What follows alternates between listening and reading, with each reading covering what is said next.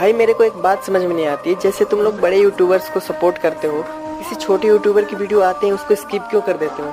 एक बार उसकी वीडियो को देखो, उस बंदे ने मेहनत की होती है भाई।